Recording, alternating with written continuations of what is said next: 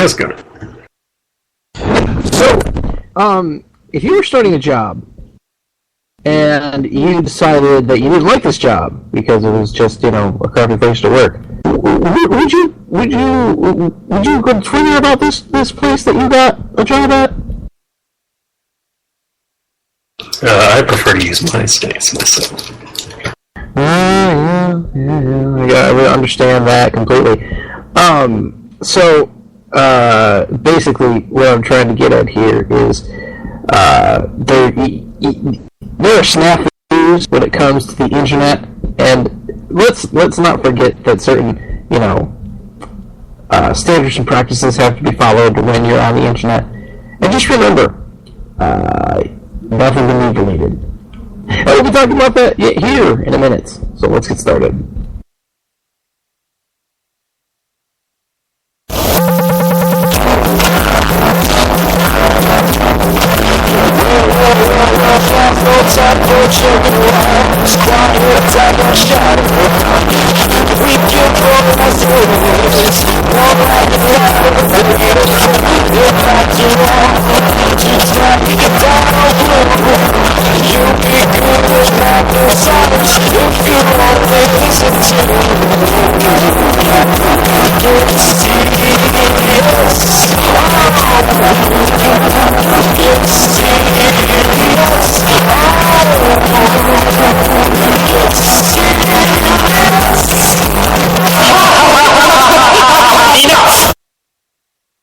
Hello everybody and welcome to episode number 149 of Woo Get Serious. My name is Gunnar and that is Omega BR. A fun fact, in Europe, where people are exceedingly polite, S&P stands instead for snacks and puddings.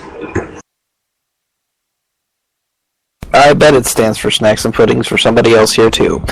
Speaking of, here's our wonderful technical producer, Mr. Fatty Yankee DDS. Are you still mad about that? Look, you can only push me so far before I start, bringing out the bad names. Alright, shut up, Porker. Joining us this week is a much more pleasurable individual, and by pleasurable, I mean the kind of pleasure that you get when styrofoam rubs together. It's the one, the only, the Netchester. Hi, everybody! Man, NXT Takeover! The brass rings are gone, baby! Brass rings. I hate that statement. I hated it when he first said it. Oh my god. Well, better than brass monkeys, isn't it? Oh, yeah, you know what? Why don't you take the brass cock rings and grab his and blah, blah, blah, blah. Insert lewd joke here. Speaking of lewd jokes, there is, we also have another guest this week. It's The Croc. What's up, everybody? And right before that, sitting along beside me, of course, is the best tag team partner ever. My boy, Lex. Yeah, but you guys can also call me Finn Balor. I don't think I'll be calling you Finn Balor. I might call you Balor Finn. To be a little more appropriate, but... Say Levy. And Colin Mockery's in the room, apparently. Oh, hey. There you go. Yes, I'm here now. I don't have an intro, I just came here to listen and maybe talk. I'm just here. I figured as much. Nice voice changer. Mm-hmm. There's always a voice changer. He sounds like Chef from South Park. Only white. Only white. It's really, really white. I've never seen South Park. I'm sure. Hello, children. Hello, children. We're going to start with something that has to do with children, and that's the news.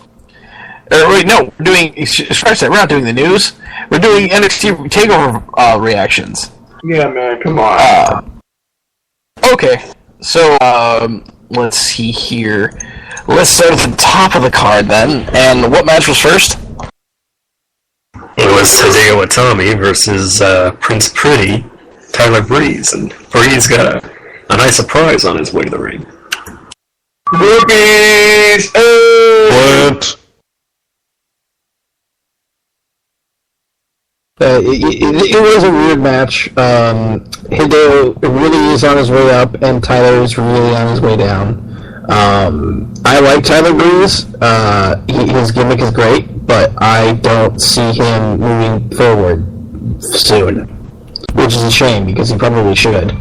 Yeah, I mean, I like him, but aren't you a fan of Tyler Breeze? Yeah, I am. He's pretty cool. I mean, he needs to learn like more moves. True. But he's cool. He's got, personality and charisma and stuff, which a lot of people lack nowadays. And his gimmick is okay. It needs a little bit more work.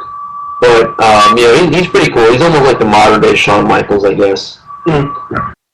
Okay. I would actually more compare him to Rick Martel, but yeah, Shawn Michaels. Yeah, I agree with that too. Oh, that's a name I haven't heard in a while. Like 94 Shawn Michaels, maybe during Rocker's age, right before he turns. Okay, so I gotta ask real quick, because I was working and didn't get there until the end of the Divas Champ match. Did I hear that right? Was there really a pair of distraction tits on the way to the ring? Possibly. Maybe he had a groupie attack him. Oh yeah, there was somebody, probably a plant, came out of the ring and jumped, hugged on him, and scared he took her away. Oh, well, okay. I mean, with all the nudity trouble we've been having this week, if somebody exposed themselves on a live stream, I could imagine that'd be Vince pulling his hair out all over again. I bet you it would. Alright, let's move on here. No DQ match. Baron Corbin versus Bull Dempsey. Corbin goes over here. Okay. In all seriousness, I have a bias with Bull Dempsey because I really like Bull. Baron's not too bad. He's got a couple moves and he can move, but he looks like a skinny Kevin Nash. Is that just me, or? I think he's skinny. Yeah, I think Corbin is probably one of those guys who doesn't really hit it yet, but he's also sort of a pet project of Triple H, and that's why he's sort of, in the mix. This was a pretty lame match, quite frankly, for being not only just no disqualification, but just in general. It was basically Bull most of the offense, and then Corbin kind of comes back, and he kind of grabbed the chair, and nobody did anything with it. This needed to be a lot more rough and tumble. The suplex to start off was sick, though.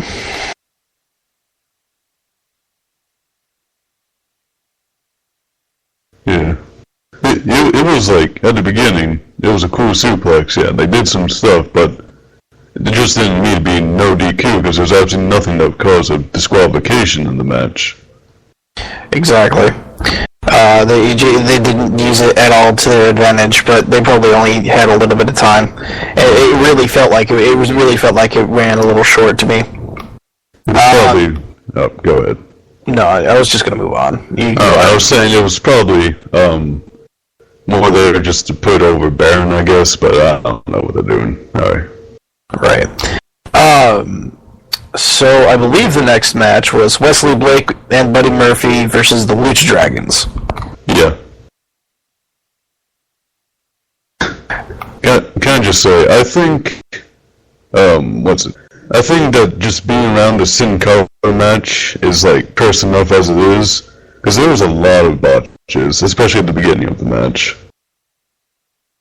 It's really weird, to be honest with you. I mean, to see Sin Cara in this particular match, and having basically Sin Cara Jr. as his tag team partner. The Lucha Dragons, I really feel it's over with 6-year-olds, and that's about it. I mean, they can wrestle, and they're fine, and I'm not complaining about that, but the gimmick itself is pretty hokey. 6-year-olds. Honestly, I think this whole card, that was a weird match. You can't really do a match like that unless it's perfect, and it really wasn't. There were several missteps, and I think the crowd didn't really know how to react to it because it was, sequence after sequence after sequence, and even the referee didn't seem to know what was going on half the time. And again, unless it flows perfectly, then that's why. By the way, I think this crowd, is it me or was this crowd just not as vocal and energized as previous Takeover events. I thought the crowd was okay. No, yeah, the crowd was definitely really good. But wait, which match are we talking about right now? It's the tag team match. Oh, yeah, Wesley and Blake are pretty cool. I like them. They're not bad. The match was okay. The match was alright. Am I allowed to tell them on the here? Yeah, you can. Okay. It was cool. It was cool. So, just one thing. It seems like I might be reaching at straws here, but is Sin Cara, the gimmick, actually cursed? I mean, the original guy has went back to Mexico, and now we have a new Sin Cara, and he's botching left, right, and center, too? If this guy goes and we get somebody else, are we going to have a third in the line of botch-tastics? I mean, this is spooky. Well, he did have a dick on his shirt. Well, there you go. That was you. I bet you really want to own that shirt, don't you, Jester?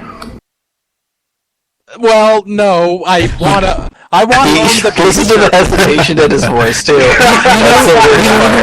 Remember when Trish Stratus first saw the picture of the Sin Cara shirt? I want that picture of Trish Stratus. And more of the point, we all want Trish Stratus. But that picture... She's disgusting. Okay, so, little fun trivia fact. Do you guys know who designed that Sin Cara shirt? No. Who? None other than the same man who did the artwork for Dick Tracy. Of course. Can we go ahead and talk about what happened after the match? After Blake and Murphy won? What did happen? Because I missed a bunch of this. Well, we got a little vignette. So the takeover is not over. Next week, be ready. Obviously, with them hacking into the stream, blah blah blah. Next week, we're getting Solomon Crow. Yay! Finally, Sammy. What's his face? Sammy Callahan.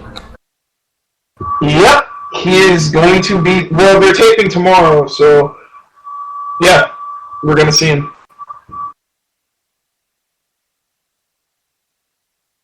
I think it's probably a good idea to save it for.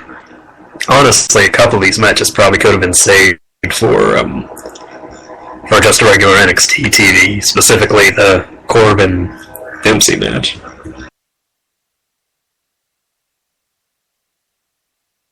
But really, I can agree with you with that, but really the focus of the entire show was always on, like, the Fatal 4-Way, the main event, and Baylor and Neville. So, like, I understand pretty much those matches were put there probably just to, help fill a little slot, even though they don't really have a lot of time. That's what she said. Oh, got it. Gotta go quiet. Listen to me. Yeah. Alright, let's move on, because we didn't talk about this match for way too long. Yeah. So we've got here, I believe, was it the Chicks match? No, it was Baylor and Neville. Oh, that's right, Baylor and Neville. The amazing fuck entrance. I love Finn Balor's entrance. And Adrian's isn't bad either. Oh, he had another special one tonight? What did he look like? He basically just crawled all the way to the ring, and he did his body paint again, but this time, like around the neck and chest area where the teeth were, he had like a tongue coming out of it too, so that's pretty cool. Yeah, not only that, when he's on the turnbuckle, smoke poured out. The creature lurks. Well, pretty cool. Yeah, on the pre-show, Jason Albert made it a point when he was talking about this match. He was like, "Who will we see tonight? Finn Balor or Demon Balor?" Or the Demon Balor.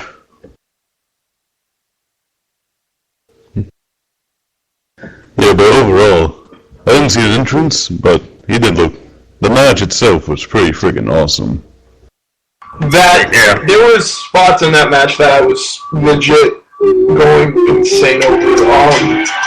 The drop kick to the to the guardrail by Baylor, then follow up double foot stomp to the head. It started off very kind of methodical and slow-paced, and I saw some people criticizing that. You know, a lot of rest holds. And at the main event, it kind of did the same thing. But obviously it picked up, it got to the point where they were kind of trading barbs. The whole, particularly the end sequence where they were trading who was on the top rope, you know, stiff kicks to the face, to the back of the neck. I think it was it Neville that did it to Baylor? He led from the top rope and caught him in the back of the neck? Or was it the other way around? Baylor did it to Neville. Though. Yeah, Baylor did that. Honestly, again, to reiterate, that was kind of the theme of this show. You know, it was a little more methodical than we're used to seeing. It wasn't quite as, except for the tag match, which ended up being kind of jumbled. It was a little more methodical, leading into the grander conclusion of the match.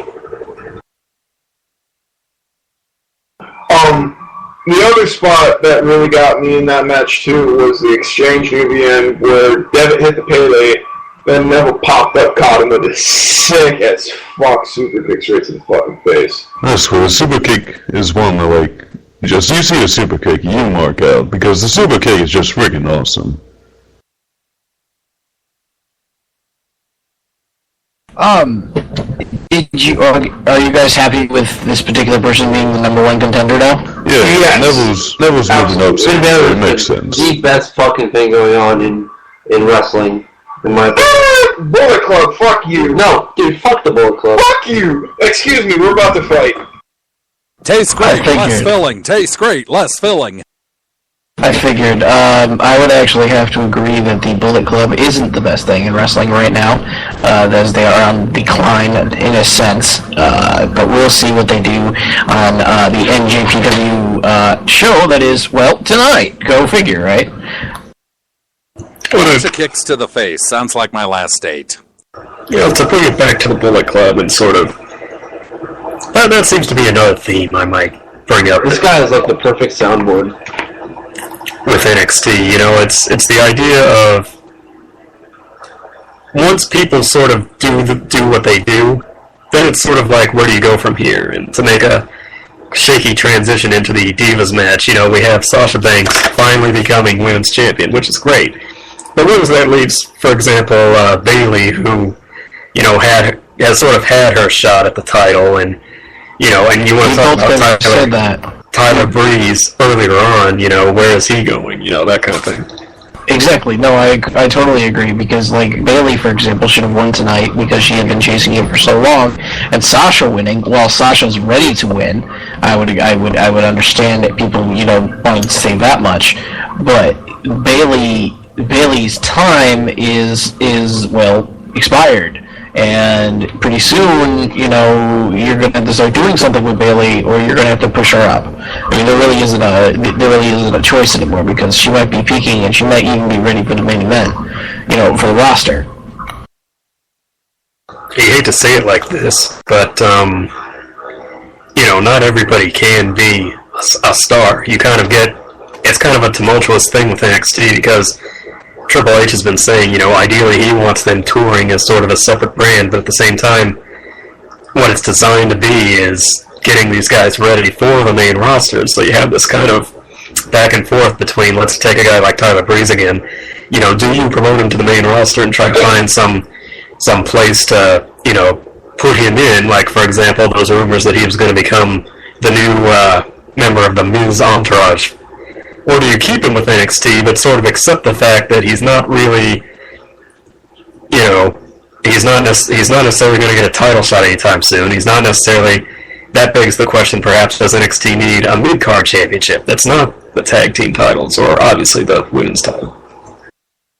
Probably, at this point. If they're going to look to get a little larger, they might need another one like that. But I would, you know, kind of cringe at a television championship, if you would. But But at the same time, it would give somebody like Breeze, someone like, whatchamacallit, Enzo Amore and Big Cass something to do, and all of that nonsense. And Network Championship, $9.99 on the plates. You know that exists already, and it's just sitting in the back like the pennies did for like 2 years. Yes, and for our guest joining us, Omega beats me to all the good jokes. You never have good jokes. That's spoilers. Why are you spoiling me, bro? I have Walking Dead spoiled for me this week. I'm mad as hell. Oh, yeah, I feel you on that. That really did piss me off, too. Speaking of mad as hell, let's get to the main event here. Kevin Owens. Kevin was kind of mad. A little mad. You think? It was about what I expected as far as an ending and sort of, I figured either one of two things. Either he was going to win the championship or he was going to get himself disqualified. And to their credit, either one could have easily happened given that ending. Absolutely. I am so glad that there was not a DQ finish. I am too. I really am.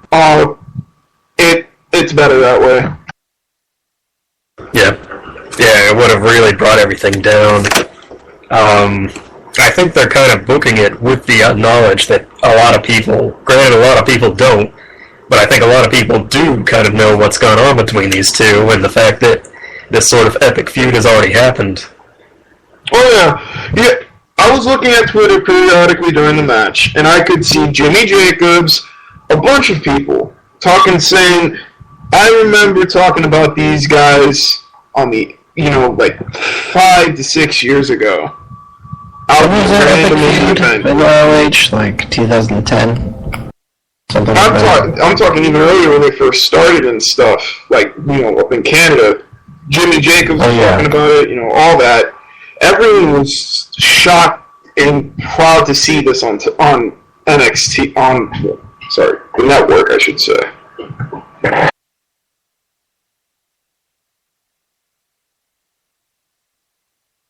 So, are you guys happy with Sami only getting like 2-month reign?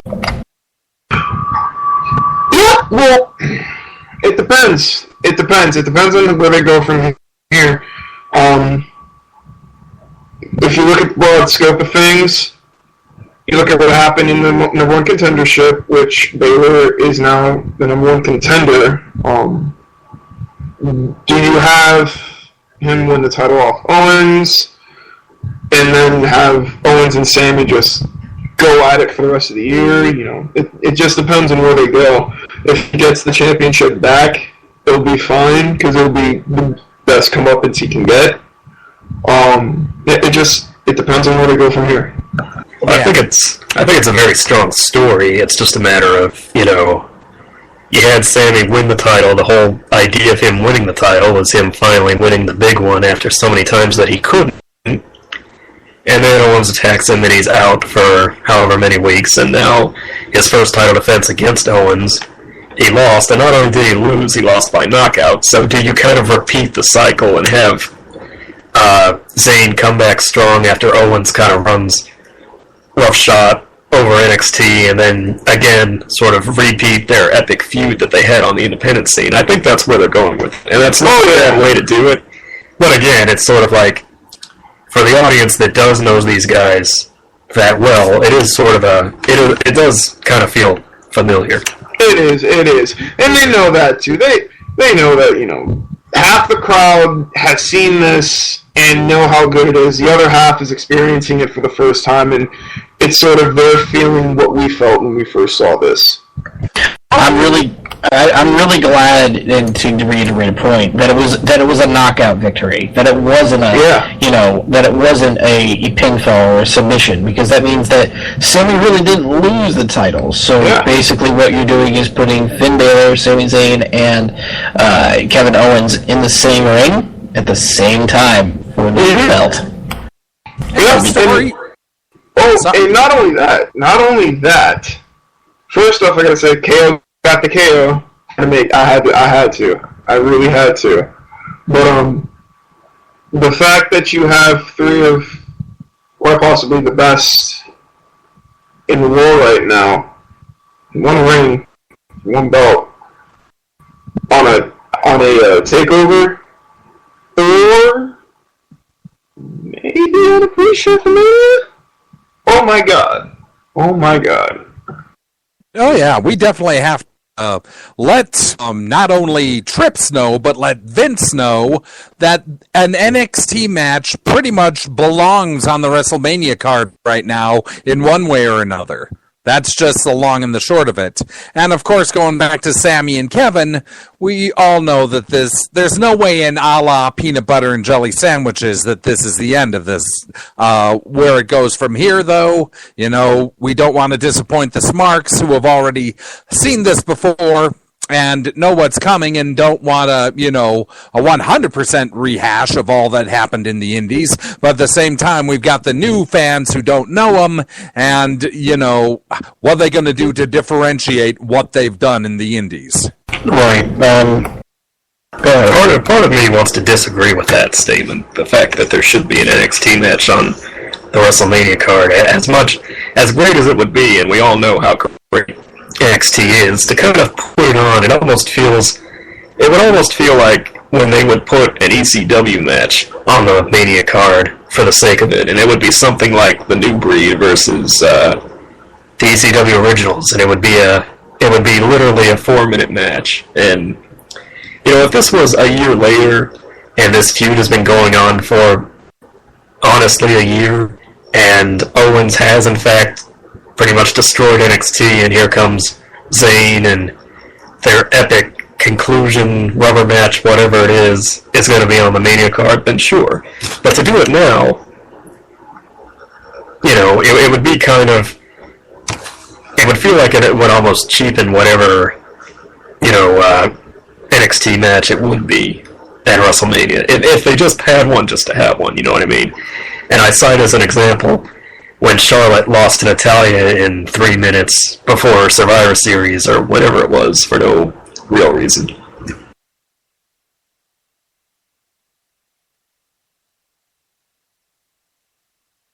Well, I would be very surprised to see anything other than, some high-level NXT match on the WrestleMania card, but I don't think it would be very likely. I think that's more just us trying to book that, and whatnot. All right. Overall, are you guys happy with the show? Was there anything that you would change, or is there something that you're looking forward to that you haven't mentioned yet? Don't change a goddamn thing about this show. This show was fucking amazing. This show, not presentation-wise, wrestling-wise, yeah, could potentially blow out this year's WrestleMania. It could. It was a great show top to bottom. I loved it.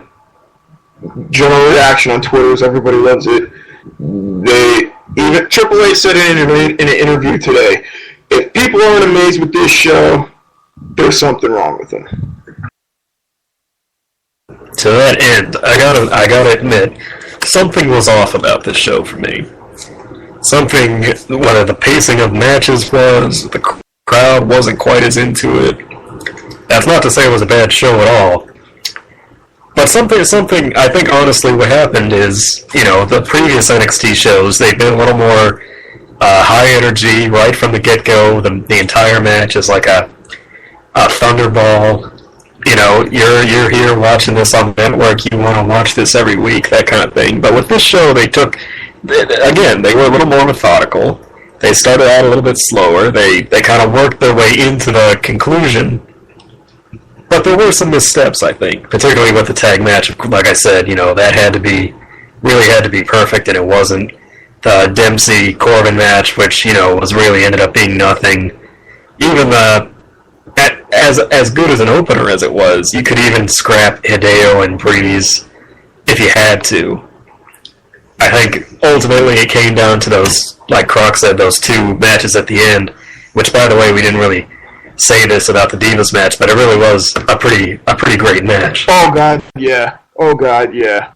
Let's give credit where credit's due, man. That's what we need on the main fucking roster. That's what we fucking need on the main fucking roster. Even little things like how it ended the way that Charlotte didn't tap, but Banks threw her into the crucifix pin and got the pin instead of, letting her break the tap or anything else. I mean, that's an impressive bit of booking there. Yeah, and I gotta say a little something about that.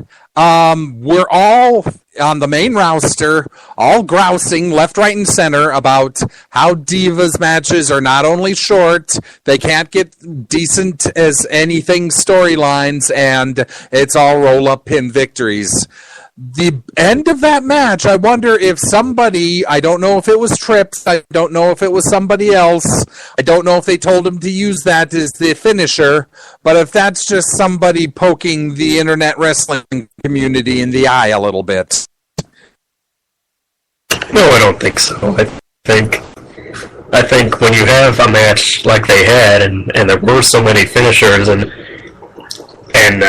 who didn't think the match might have been over after, say, Bailey to back suplex from the top, that kind of thing, and then there's Sasha in it all alone. I think it's not a matter of the roll up being a bad finish. I think it's a matter of so many Divas matches end with the roll up because they're so quick, and the girls can't necessarily do a proper finisher to really, spike that point home. But where here you had Sasha, literally wrenching Charlotte's neck back, trying to get her away from the ropes, and finally knowing that she was about to get to the ropes, kind of reverses her own move into the pinning combination, which ended up winning it. So I think in that respect, I think it's a smarter bit of planning there.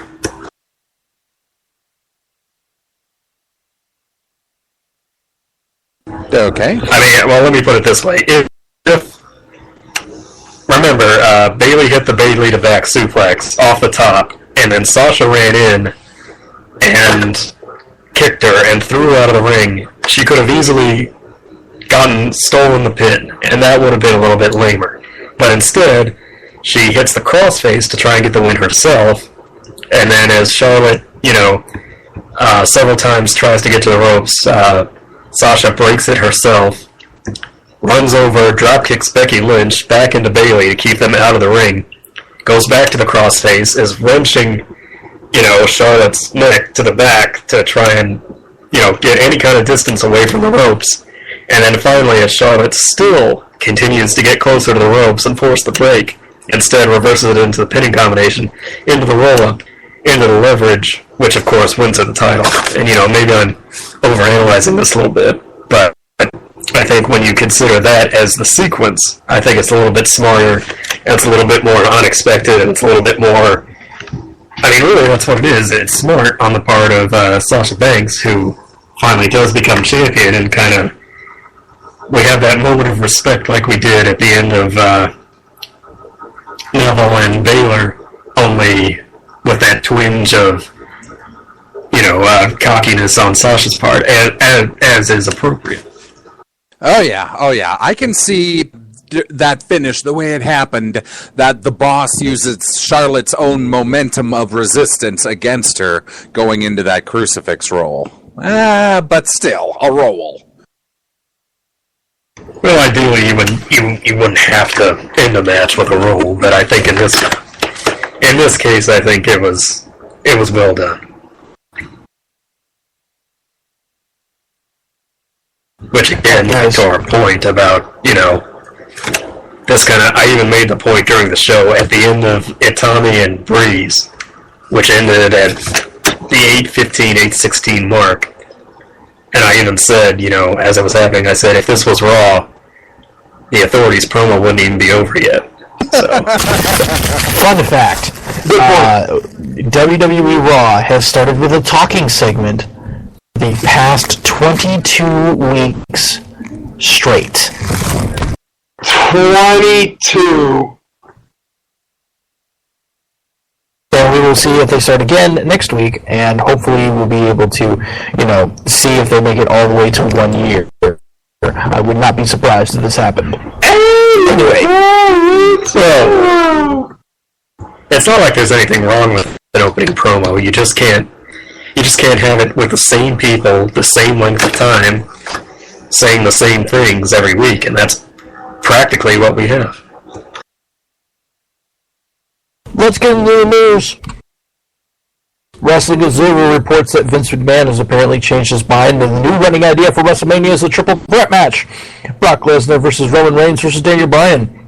Original plans for Fastlane called Reigns going over a top heel, and Bray Wyatt going over Bryan. The top matches for WrestleMania are shaping up for the triple threat. Sting versus Triple H, John Cena versus Rusev, Randy Orton versus Seth Rollins, and Bray Wyatt versus The Undertaker. Bryan reportedly requested to work with Ziggler on their Twitter interactions if he wasn't involved in the title match.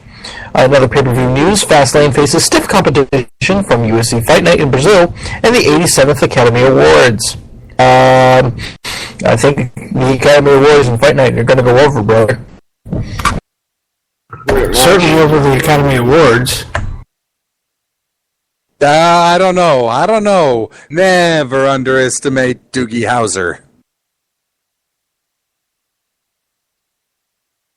The WrestleMania card, though.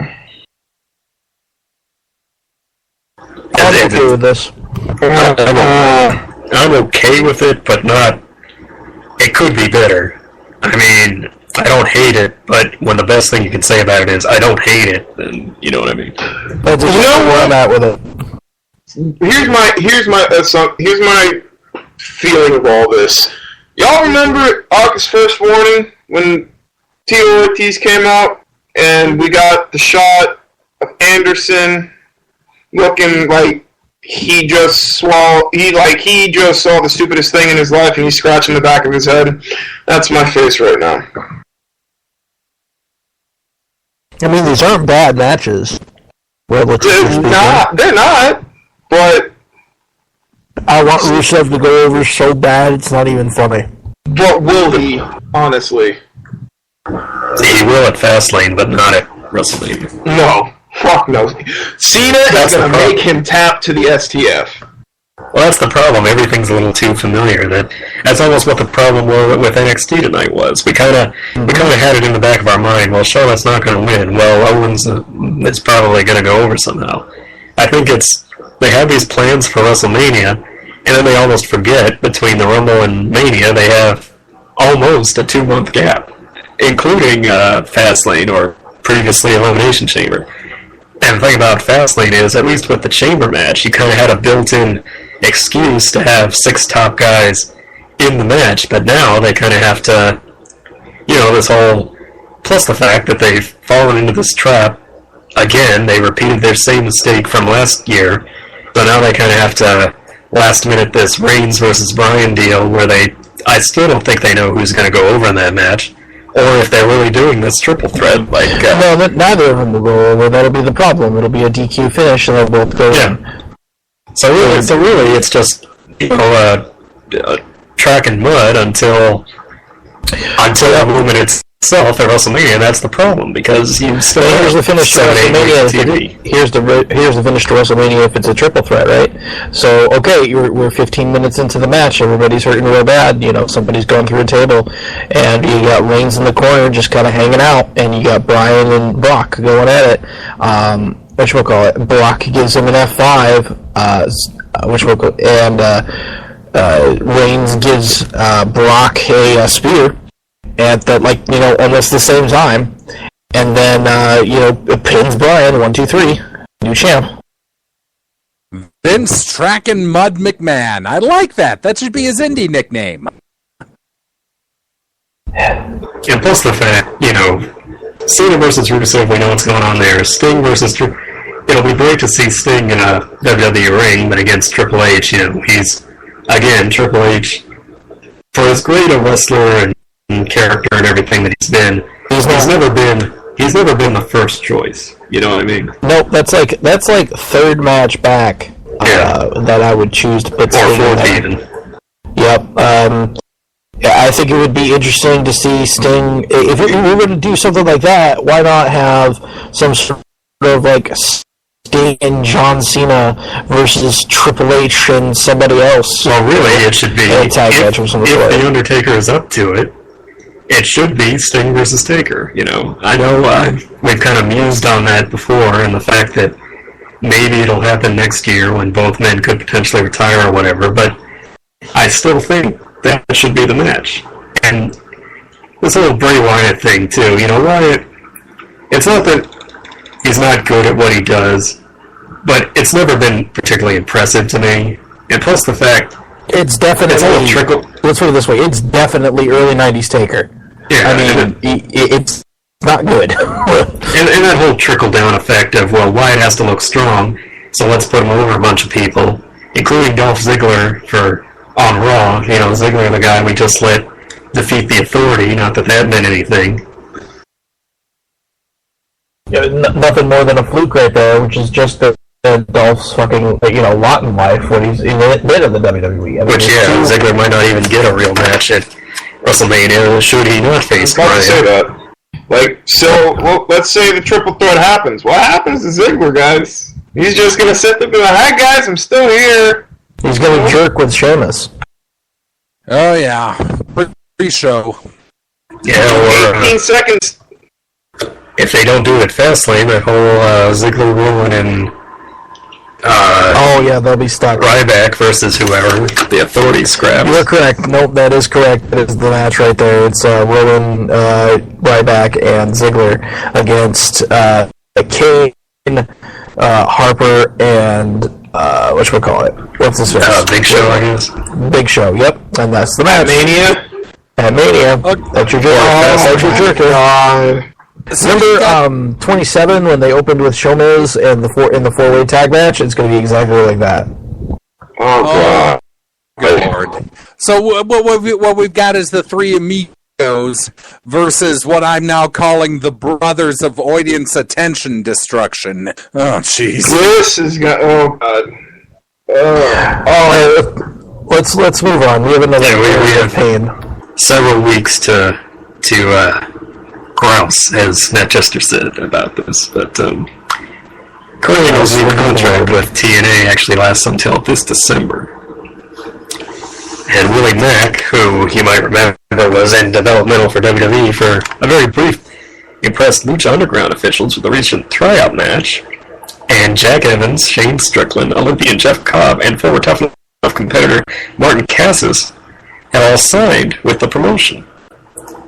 Ring of Honor COO Joe Koff met with Sinclair officials in December in an attempt to get them to expand budgets, reportedly bringing along Adam Cole and the Briscoes to do wrestling-style promos on how Ring of Honor could become the number 2 wrestling promotion in America, with TNA on the decline and move into Destination America. However, the pitch reportedly failed, and there's a feeling that Sinclair want Ring of Honor for consistent programming, but have no interest in actually investing in or building up the brand.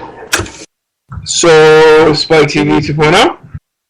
No, what they're doing, what they're saying is that it's a cash cow, and they want to leave it as a cash cow, and they don't want it to be anything else. You get stuck in a position where you have a company that doesn't grow, and when it doesn't grow, it just kind of stagnates. And, it makes the money, it does the things, it pays the bills, blah, blah, blah, blah, blah. But at the same time, it's giving itself a cap and a glass ceiling in which that if somebody breaks through or becomes too popular, they're going to go to other places. Now, Sinclair, being kind of smart, is saying that they don't want to push this particular wrestling entity to be, a larger thing. While they could, and it would be a very smart thing, and I can understand exactly why everyone else wants them to go there, it's still not. It's a very dangerous thing to expand, and they have something solid that works. And if they don't think that that this particular time around that it's time to expand, then that's on them. And to be Omega VR here, I'm going to ride the fence one more time and say, it's not smart for them to stick around, because at the same time that you're doing that, you're shooting yourself in the foot, because TNA moved to Destination America at this point. Good point. Yeah, I mean, you look at all these kind of long-lasting shows like daytime TV, Jerry Springer, that kind of thing. I mean, that's essentially what they are. Consistent programming, but yet the brand has never really been built up to a point where, Jerry Springer's selling out arenas and things like that. I mean, that's kind of, with wrestling, we tend to think very forward-minded. You've got to build up bigger. This guy, his goal is to be a main eventer. His goal is to be a champion. Promotion's got to sell out bigger arenas. But, not everyone can really do that. And if Sinclair wants it right where it is, then there's not much they can do about it either.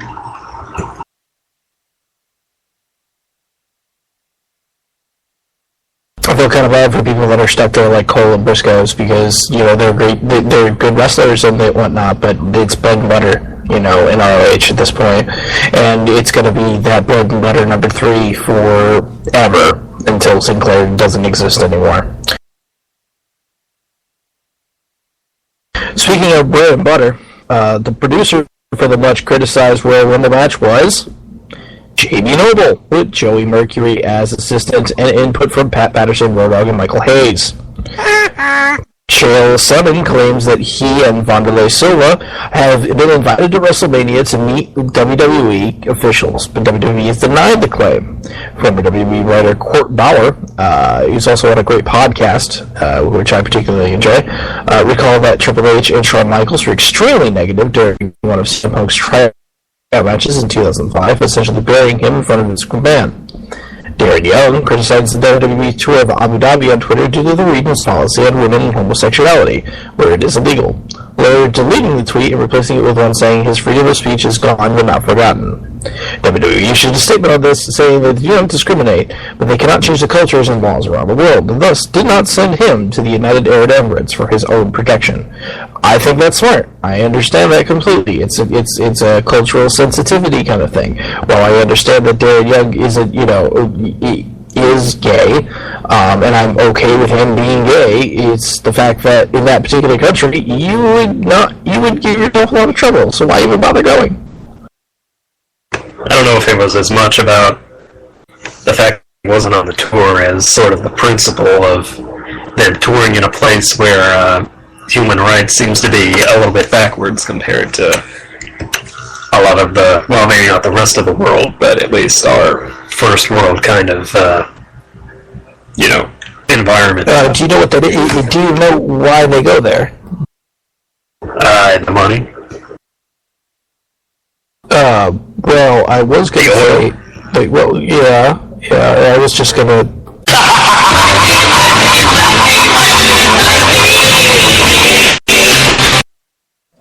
Whose soundboard was that?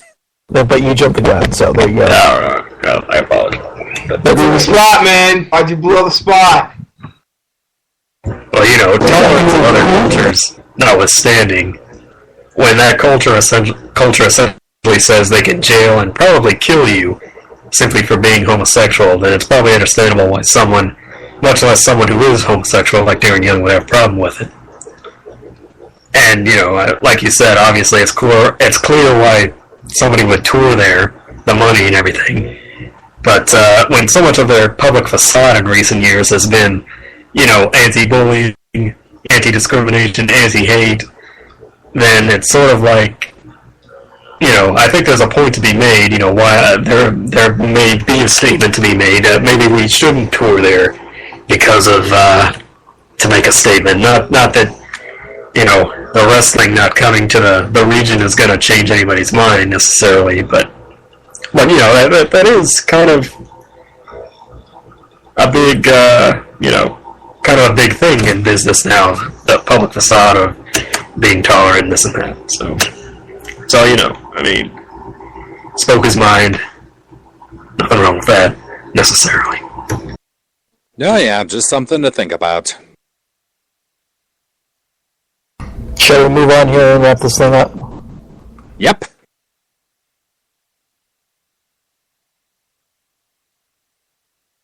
So, Tori Wilson dumps superstar boyfriend Alex Rodriguez, apparently due to his ex-wife remaining in his life and flirting with other women. China revealed in a YouTube video that she's getting married soon, and revealed in a second video she's considering 3 different proposals. Okay.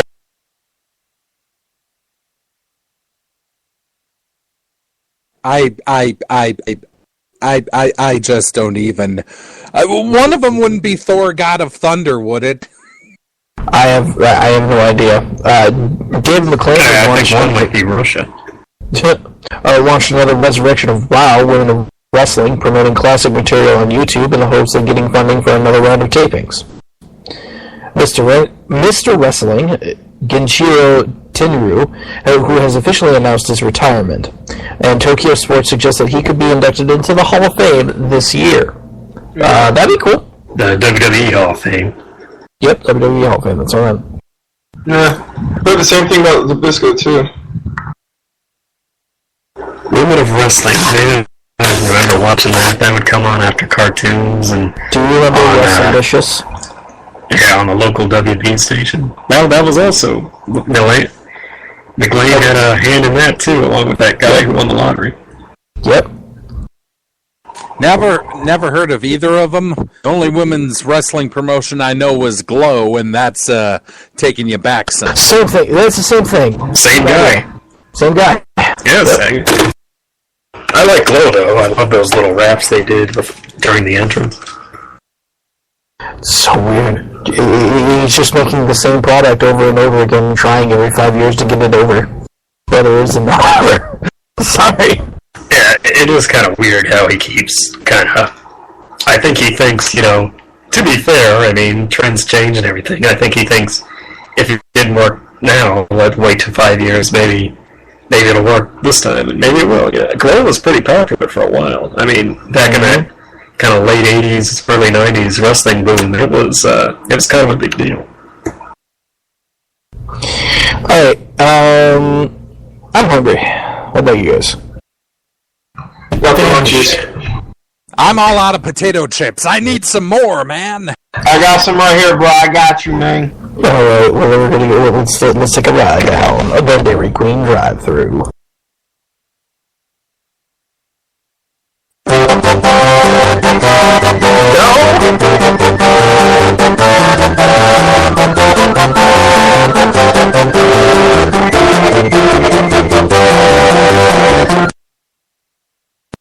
Drive-through.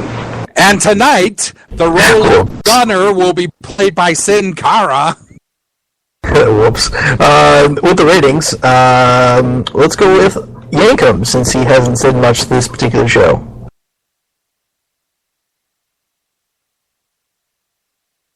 If he's still here.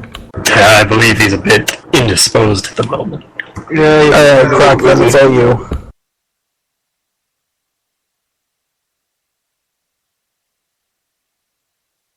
Croc. Oh, it's me? I'm sorry, I didn't hear that shit. Ratings this week, guys. Ratings for Raw, SmackDown, Impact, and the pay-per-view. So we'll start with Impact. Friday's episode of Impact Wrestling bounced back in a huge way. Show drew 525,000 viewers and a .17 rating in the 18 to 49 demographic. Numbers are up 22% and 42% from last week's 431,000 and .12 with the 1849 demographic. With the viewership topping January's 23rd episode's 517,000 to set a new high mark for the show's airings on Destination America. With good news comes bad news with SmackDown. SmackDown sunk 15% on Thursday night, scored a 1.76 in the ratings, down from a 2.06 for the live episode last week. Granted, it was technically Raw down since Raw got snowed. The rating is well below the show's Friday night 2014 average of 1.90. SmackDown drew 2.441 million viewers, down 17% from last week's show. For Raw, Raw fell to a 2.72 rating, down 10% from a 3.02 rating last week.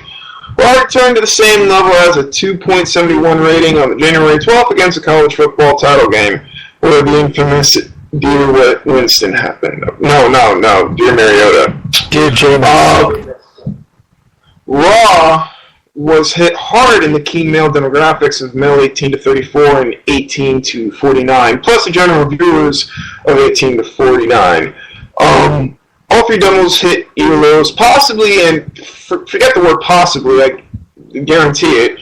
It was impacted because AMC had their second night of the two-part premiere of Better Call Saul, which I've heard a lot of good things about it. It's a great show.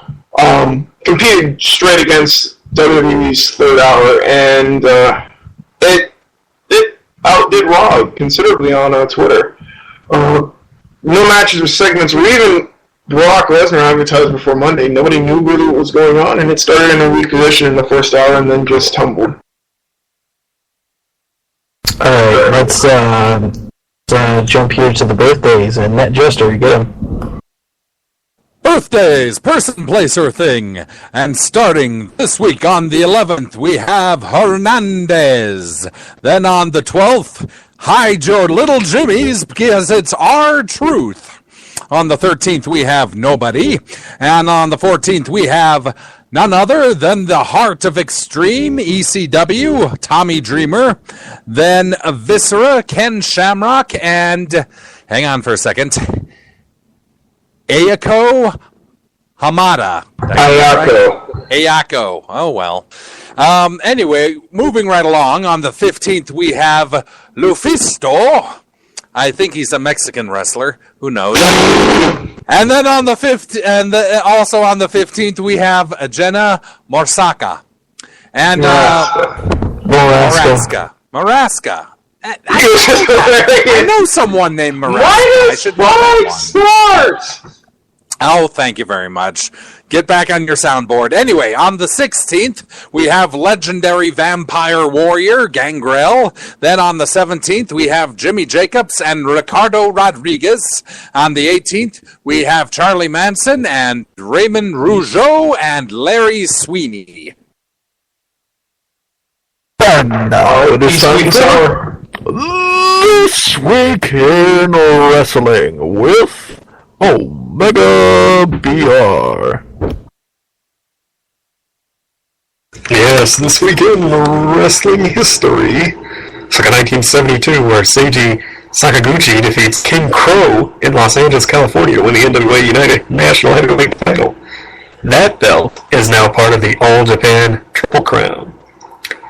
Jump to 1982, where the Midnight Rider, actually the suspended Dusty Rhodes under a mask, defeats Ric Flair for the NWA World Heavyweight Championship in Tampa, Florida.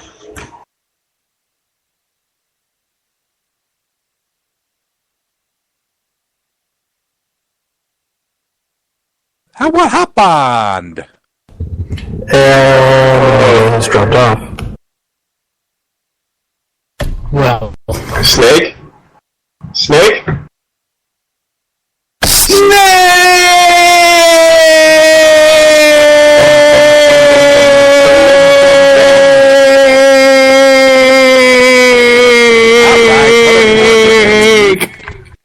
I can. I've got it.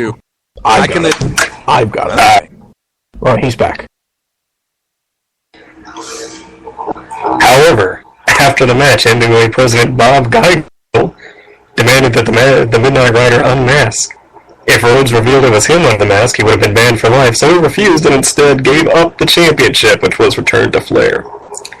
And in 1997, during a special Thursday edition of Raw from Lowell, Massachusetts, WWF World Heavyweight Champion Shawn Michaels, allegedly suffering from a knee injury, vacated the title with a tearful speech claiming he had, quote, lost his smile. Many felt he was avoiding having to drop the title at WrestleMania, and the Final Four pay-per-view main event saw Bret Hart win the vacant championship against Steve Austin, Vader, and The Undertaker, rather than win the #1 contendership. Also on this show, Rocky Maivia won his first championship, defeating Hunter Hearst Helmsley for the Intercontinental Championship. And that was This Weekend Wrestling History. Happy Trails this week to Diamond Dallas Page, who was diagnosed with subglottic stenosis of the throat this week, perhaps invoking the curse of number 14 in the Rumble. And also happy trails to Seth Rollins, who apparently tweeted a nude photo of a new NXT diva, followed by his fiancée tweeting nude photos of Rollins himself, apparently in revenge. Rollins apologized for the photo being leaked Monday night, and he was commonly quoted as asking if 4.5 was average.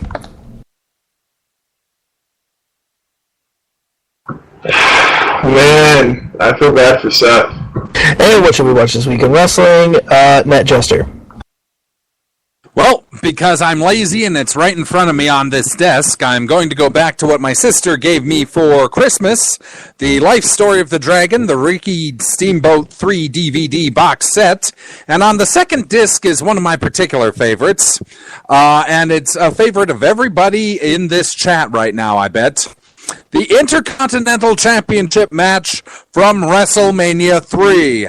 None other than the Dragon Ricky Steamboat versus, the Macho Man Randy Savage. With a special commentary, of course, by Ricky the Dragon. And don't forget... Alright, and The Croc. What should we watch this week in wrestling?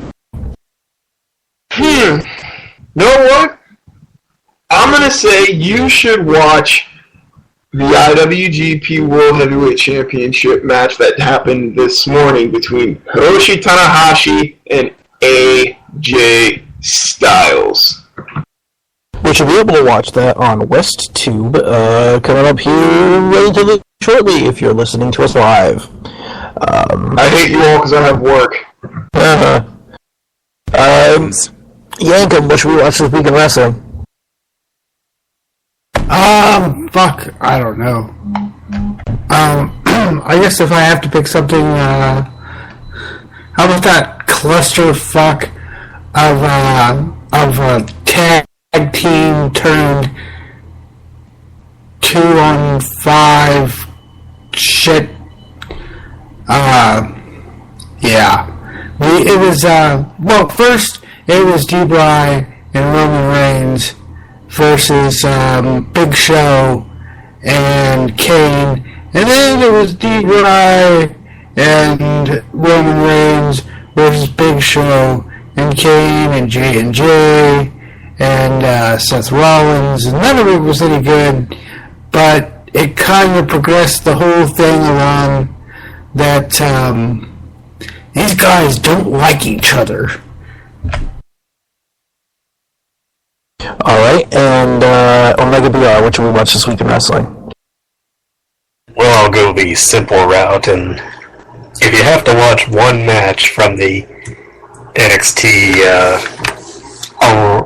not Arrival, but Rival show, I would probably have to recommend...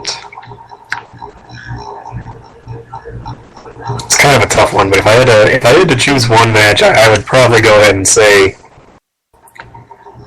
Honestly, I think I would say the Divas 4-Way, simply because when you constantly comparing the Divas of the main roster to the Divas of NXT, it's truly night and day.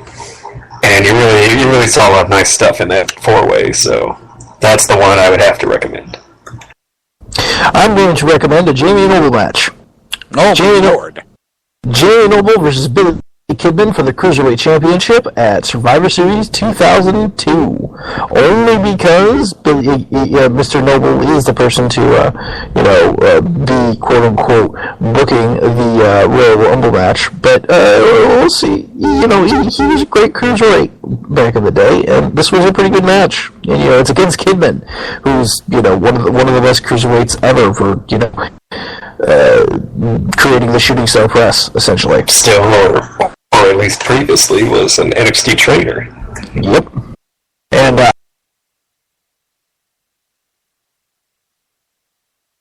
on the main roster or something like that. Alright, so that's it for this week. Thank you all for listening, and we appreciate it very much, especially those of you who joined us on our Sirius Tube on Time on TV, or Get Serious, rather. Get Serious. We appreciate it because we're trying out that particular channel this time around. We'll make improvements to that, and hopefully you'll be able to listen to us more there. Anyways, you can check us out online at smarksnark.com. Smarksnark, you can check us out on Spreaker, Spreaker.com/smarksnark, Twitter.com/smarksnark, Facebook.com/smarksnark. Dad just started out a Twitter, and he followed me, and I was like, wait, what? What is this? What is this nonsense? But so I should delete Twitter then. Yeah, pretty much. You could also call it Skype onto the show at Sirius Podcast, SRS Podcast. And you can call in with a phone, 1-812-408-WOO. That's 9666. Thank you very much for listening. We appreciate it. If you'd like to get a hold of us, please do. And just what? Thank you very much for listening, and we wish you well in your past, present, and future endeavors. Yeah, I saw that video of Prince Pretty being attacked by that fan plant. Shut up, Manchester. Good night, Elko.